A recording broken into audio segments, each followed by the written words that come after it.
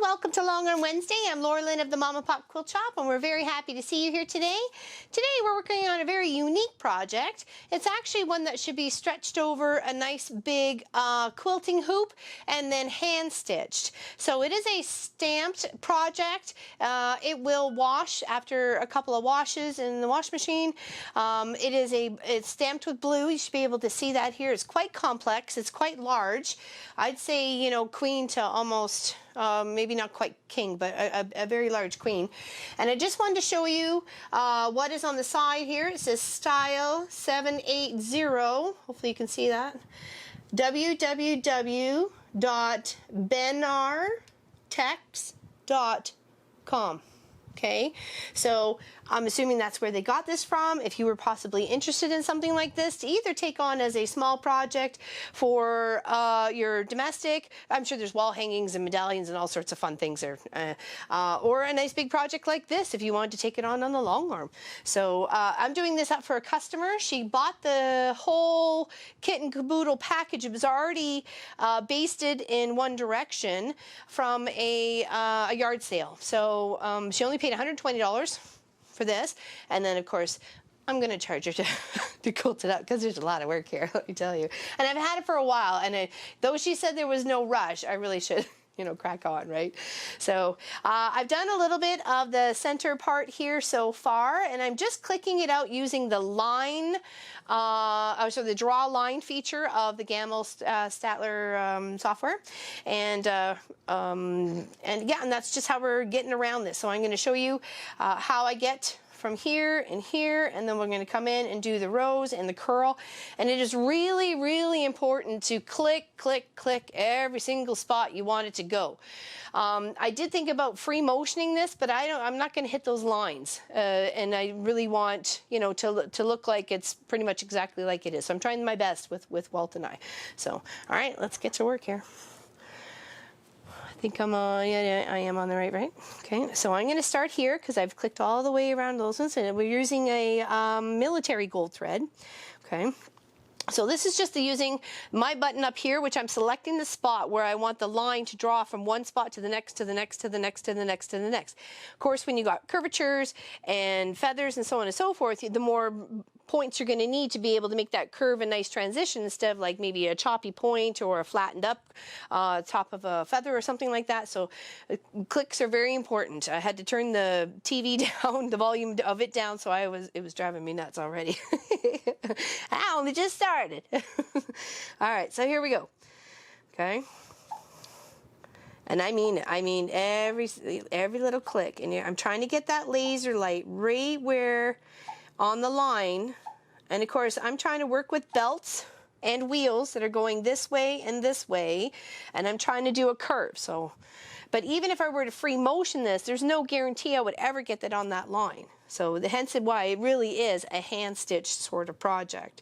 But we're going to do our best to turn it into a nice quilt that Walt and I worked on. Okay.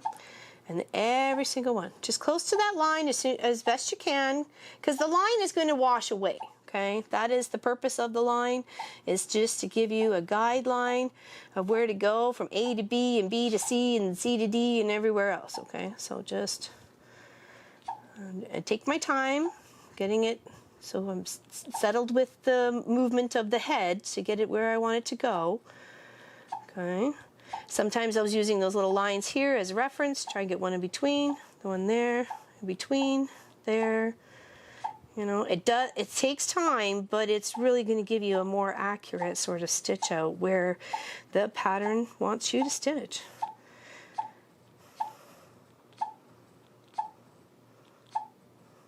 Okay, just keep going. I know, patience, patience, patience. And I got to stop gripping so hard with this arm.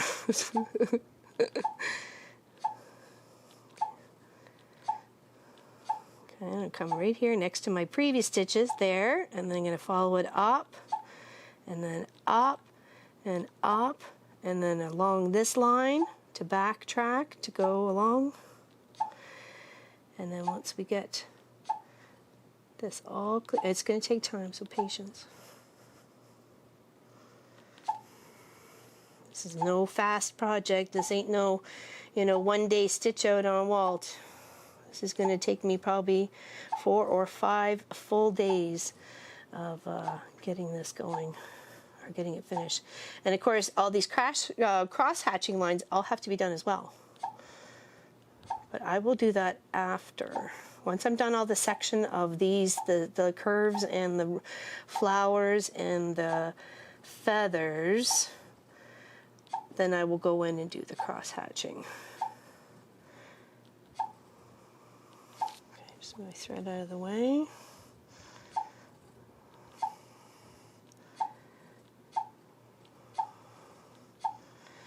Do.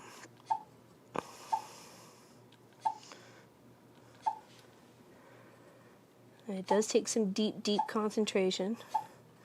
So I did say to the boys, if I'm working on this, if you don't have to ask me anything, please don't. Now I'm doing the whole outside first, and then I come in and do the feather. Okay. And those curls were tough. Let me tell you, when I did on the first one, I actually had to pick them both out because they were not sitting anywhere near where I was wanting to with my blue line. So I was very irritated by that, but it's my own fault because I didn't click it out as detailed as it needed to be. But nonetheless, I picked it out, got them stitched up much better. Okay, and here, make sure you're coming up right up into that point. Try and get it just before, right up in the point, and then just after. Or you'll end up chopping that point off, not even realizing you didn't come into the point. Okay.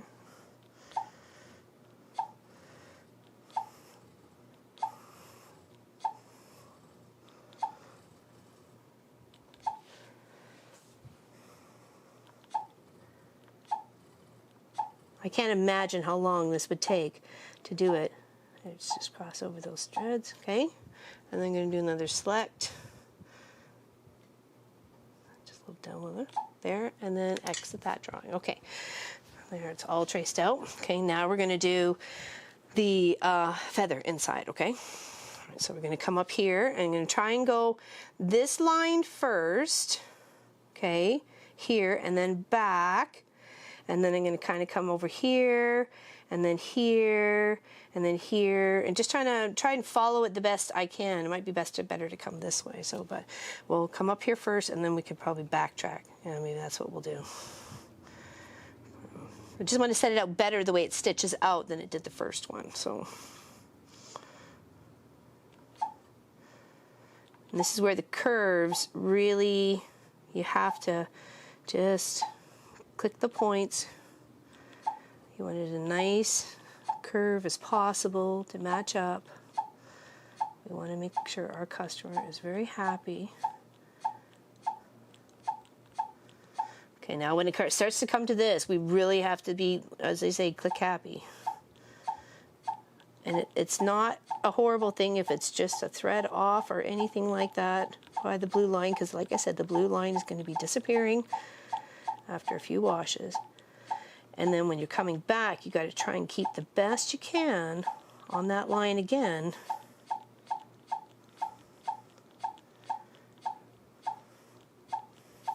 I think we'll come all the way back down.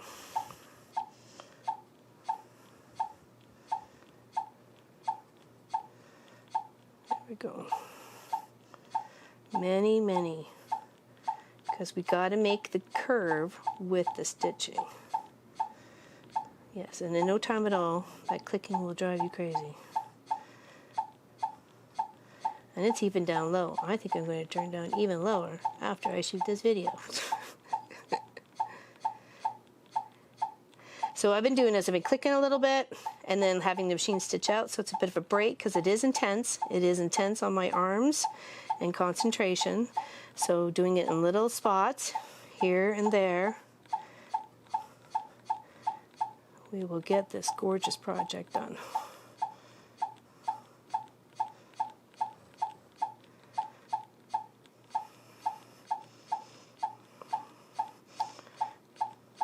And if she called anytime soon, I could say, you know what, it's almost there. And I would feel better about it. All right, close and exit. Okay, so now, well, we can have this stitch out so you can see it. I don't want this to be like a half-an-hour video or anything like that. So we're going to go mode and start quilting. So it's going to start where we started clicking out over here. Okay, and I've got my threads, so I can tuck them in or clip them, but it's going to lock, so we don't necessarily have to tuck them in. And then it's going to go at a certain speed. You can speed it up, you can slow it down. There we go. And have a little bit more control kind of about where it's going to go. Okay. Or at least you're just kind of watching it. You're making sure that it's staying as close to the line as possible. Okay.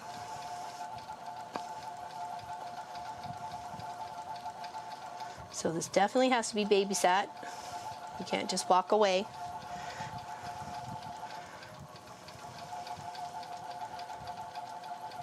It'll come all the way down here to the point, we hope.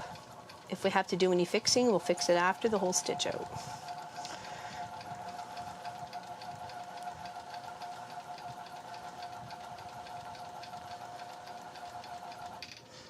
Yeah, good, good.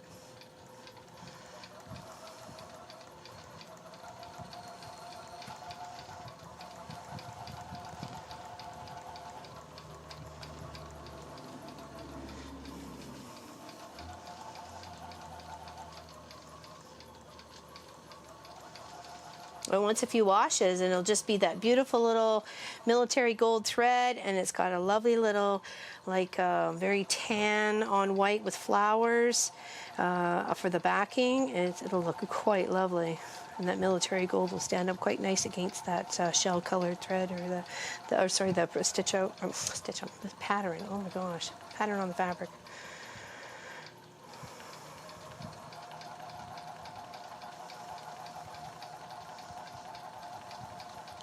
And it should just follow the curve when it comes to that feather, and then make a way on its other little line.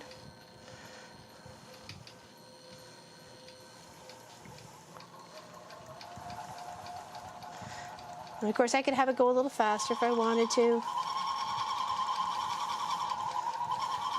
As long as I know I can control it, especially on these little bigger curves. When it comes to the feathers, you don't want to go so fast.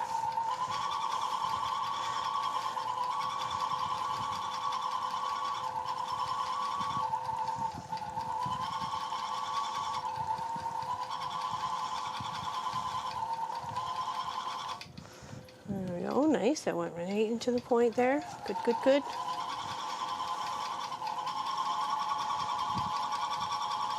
And anything I wasn't happy with, I'm completely picking out, and of course redoing and stitching over overlapping stitches, so they're locked in and won't come undone.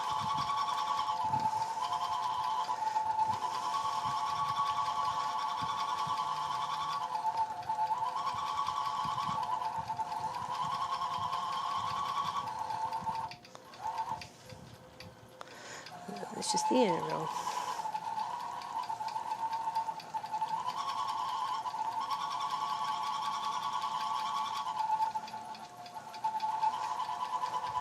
Looking good.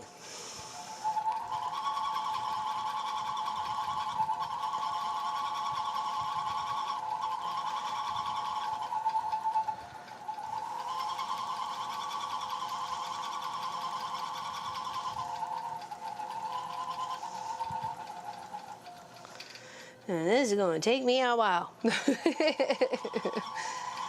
it'll look so nice. I know it will. I almost probably wouldn't put the 1 inch or 3/4 inch there. I'd almost do every second line, but that's if it was just mine, if I was keeping it for myself. So, but she wants it just the way it's stitched out. I'm like, okie dokie, I'll do my best.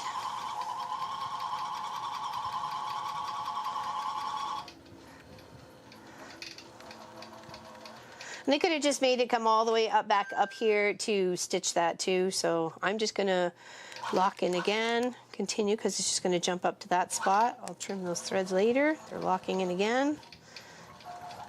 And it's gonna come up and do that curve.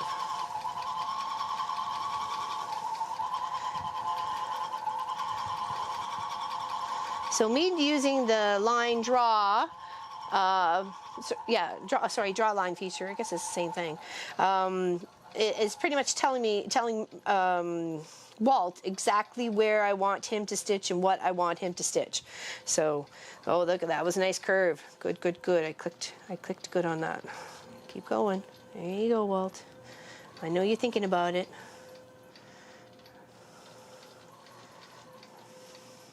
Oh, good, good, good.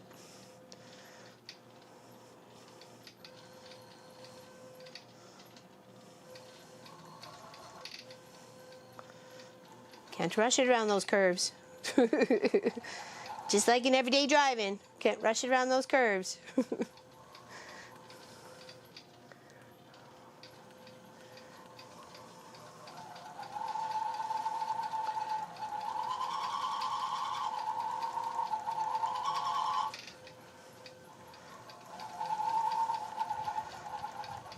And of course, I'm trying to keep my hands washed several times throughout working on this project, coming back to it, cutting threads, so on and so forth, and washing them almost every, hour to less than an hour, just to make sure I'm keeping the oils off my hands. There is the gloves I could use too, but sometimes it's hard to get the where I need to click.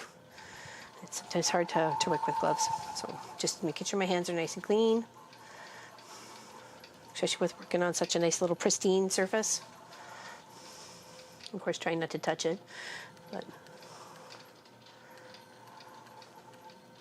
sometimes you gotta. You just want to make sure it's going where you want it to.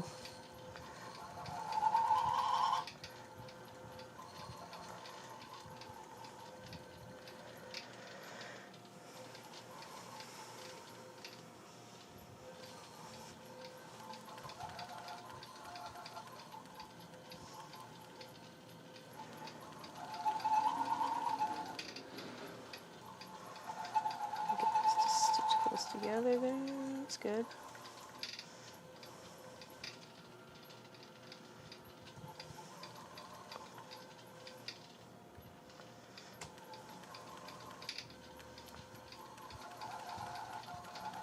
Very nice. Looks good.